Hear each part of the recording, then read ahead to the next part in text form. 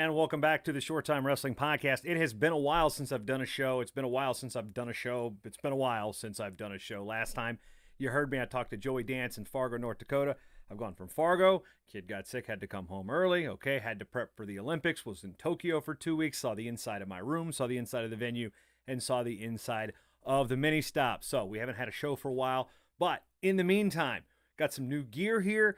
Got the speakeasy all set up. I've got that whole what's the word I'm looking for? The wide apertures open up, the whole range. Yeah, it's good. I got that lightly blurry background that looks so cool. Well, anyway, gonna do some shots or some shorts and whatnot. And the first thing I want to do is thank the new patrons of the Mad Talk Podcast Network, Allison Schwab, yes, that one, and John LaRue. So what they're gonna get, and what you can get by going to madtalkonline.com/contribute. First, they're gonna get a sticker.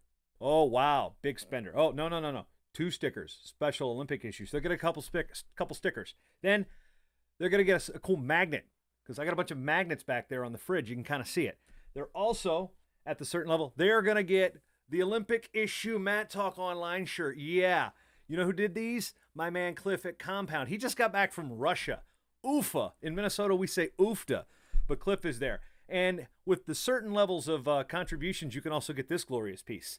Yes, this is a sales pitch to kick off my first show in a month, but this is the 20-ounce draft glass. So those of you who like the craft beer or just like to put some tall, cold beverages in, you've got 20 ounces of pure goodness. By the way, the plug here, these stickers, you know who they're from? Our friends at Sticker Mule. If you watch or listen to Wrestling Changed My Life the other day, Nick Wisdowski, he's working for Sticker Mule now. They've also got some cool stuff. It's kind of an ad, but it's kind of not an ad. But they're on the front page of Mad Talk Online.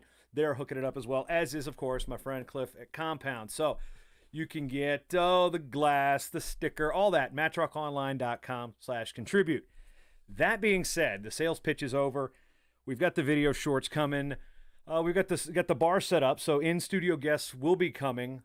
Today's shirt of the day, I'm not doing wrestling shirt of the day in May, but Matt Oliver, Huntington College, they are the Hawks down in Alabama. Yes, Division III in Alabama. So the first thing I really want to touch on today, and the onus for this particular short time shot, whatever you want to call it, is the recent passing of our good friend Wyatt Schultz. Now, if you didn't know Wyatt, you probably haven't been to a whole lot of national events, but Wyatt was a photographer. He was just a friend of wrestling, a real advocate, always keeping moving wrestling forward. He was the host of the Pinning Combination podcast with Dick Briggs and KJ Pilcher.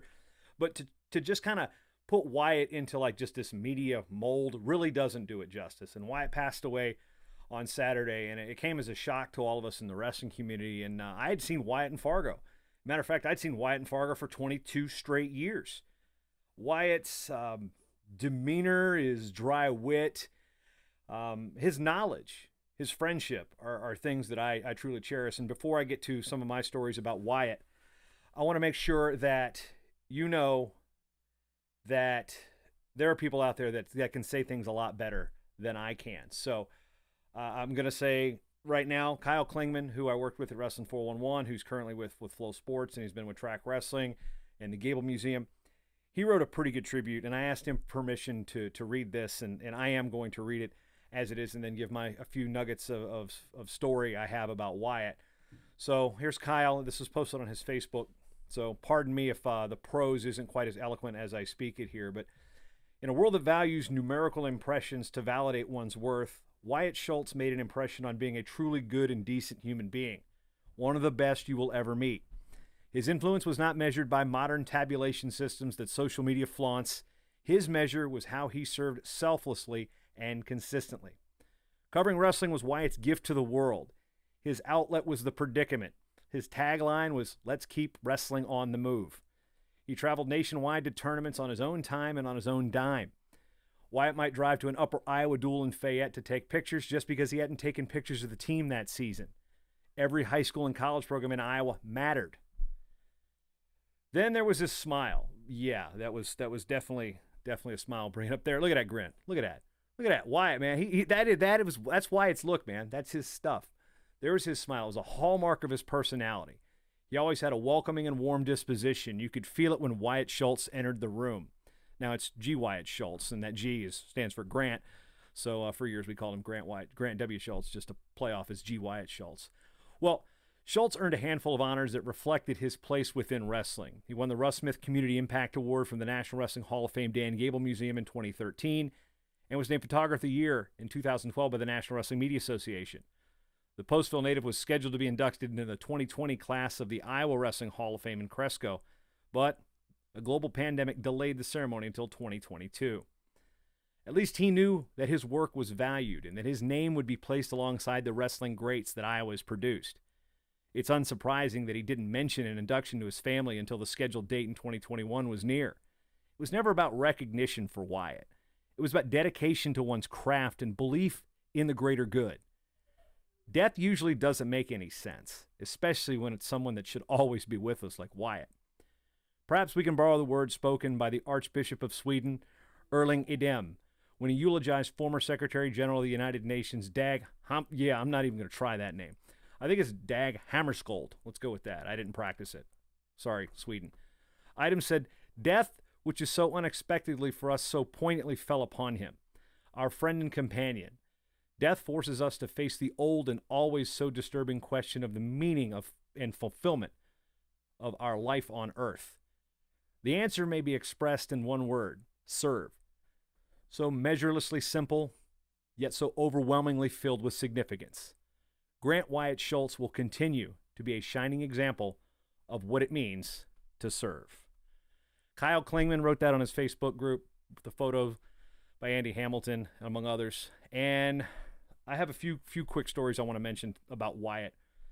The first was when I was in college in 2000, I want to say 2003. Okay, yeah, because I was living at the 12 House on the corner of 42nd and Bowden's Ferry in Norfolk at that school that shall remain nameless. And I bought, in one of my great bonehead blunders purchases of my life, and there have been many, a Nikon Coolpix 5000, because I thought I was going to be a wrestling photographer.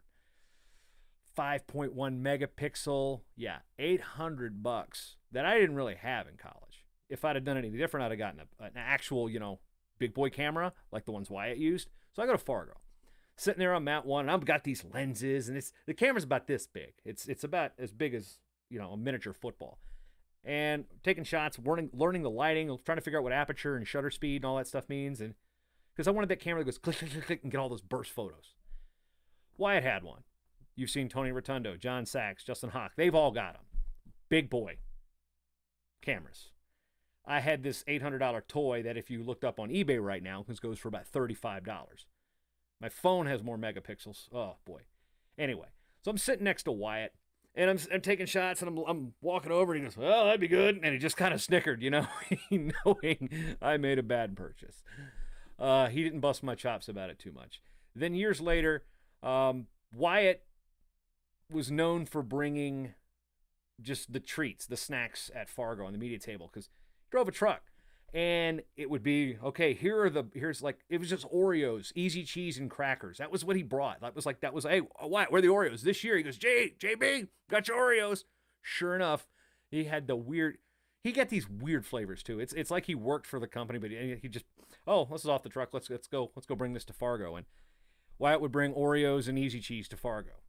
Yes, the diet that consisted normally of Buffalo Wild Wings was added to with the great, I don't know, what do they call them, food groups? The food groups of Oreos and easy cheese. That is your Fargo food plan if you're not eating at the dorm.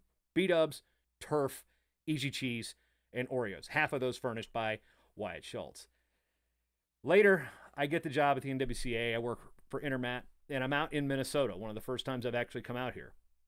I was covering the Clash, and, when there's Iowa high school wrestlers and teams, Wyatt's going to be there. And they had some big teams there. And I remember the way the Clash sat that year, it was the 30th and 31st, so I was going to spend New Year's Eve in Rochester, Minnesota, of all places. So the tournament gets over. It's like 10:30, 11 o'clock when we get done, because they didn't do that round robin for the finals. And I go back to the Best Western Soldiers Field. I'm not sure what it's called now. Well, bar was open, and in those days, I was pretty proficient with the consumption of the fun beverages. Well, Kirsten, Wyatt's wife, and Wyatt were sitting down at the table. I go join them, and I get a tall Golden Light and then a shot of Jaeger.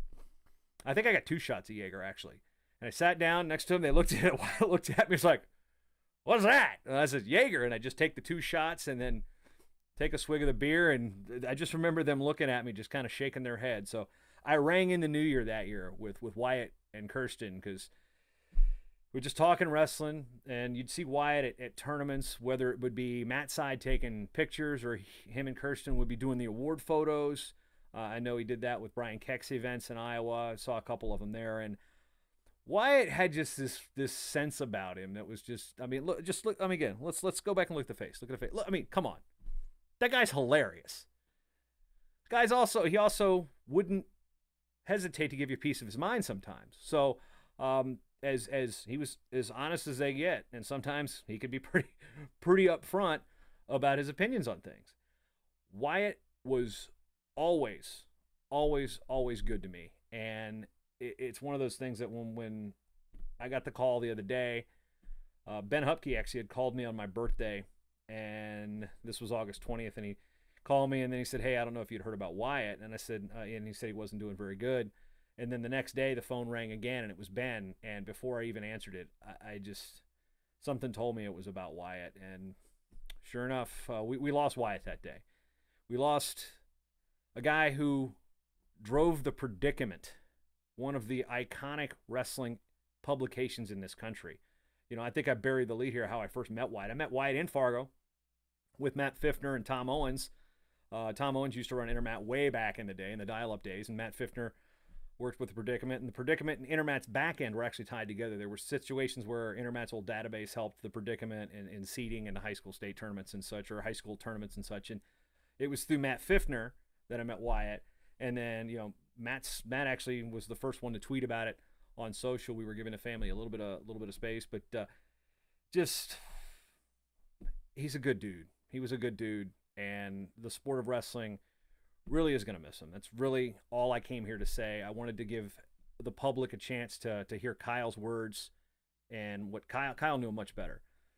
The last thing I want to talk about Wyatt is, you know, he's an Iowa guy. I come from Virginia, live in Minnesota. What you don't understand about what Iowa and the Predicament and people like Wyatt mean to that state, you have to look at it from the outside. Everybody within the great wrestling state of Iowa knows what Wyatt has done for wrestling. He's probably has too few awards. You see him at the D3s, you see him at the NAIs, you see him at the Division I, you see him at county and regional tournaments or sectional tournaments, however they're structured in Iowa. You folks in Iowa have been blessed to have this individual. Those of you outside the state of Iowa that don't really understand, that haven't actually seen the impact this guy had on the sport of wrestling. And no, he's you know, you got a lot of people from Iowa that impact the sport. Gable, for example, like they transcend the sport. Wyatt should transcend the sport in terms of his impact, because he's taught a lot of people a lot of things, whether it just be in conversation or whether it just be with an anecdote here or there or a joke or something. Wyatt generally made people around him feel that much better because he was in a good mood. He was shooting wrestling. He was in his element. And in Virginia, we didn't have a Wyatt Schultz. We didn't have that person that did so much selfless stuff photography-wise and created opportunities for kids to see their action shots and stuff. We didn't have those people like Iowa did. So Iowa was gracious, and I guess the beneficial is the word I'm looking for. They benefited so much from his presence, and I wish we had a Wyatt Schultz in every state. Problem is, there's only one Wyatt Schultz, and he's no longer with us, and his work will be viewed for years because those pictures, they're on the internet, man. They're there. You go to the Predicament, you can see the events he's covered, you can check out his footage, you can check out his shots, and you can find a shot of him looking like that if you're watching on screen. Wyatt Schultz is my friend, my fellow media partner, and you know, a few people have had to ring in the new year like him. I mean, it's a wrestling tournament, it's a new year, I'll always remember that story. So that's all I wanted to say here on this edition of the Short Time Wrestling Podcast. Doing a little video version. Those of you watching on Rockfin, thank you. Those of you watching on Twitch, YouTube, Twitter, and whatnot, thank you. And we've got Visitation coming up down in Iowa on the 27th, the funeral on the 28th. There is a link to his obituary in the daily newsletter, but also you go to MattTalkOnline.com and click the August 25th Daily Wrestling News. Wyatt's obituary and information is right there in case you are in and around Postville, Iowa. Wish I could make it. I cannot. But Wyatt Schultz, we're with you, man. We love you. We're going to miss you. Kirsten, we love you. Anything you need from us, don't hesitate to ask. I'm Jason Bryant, and this has been a short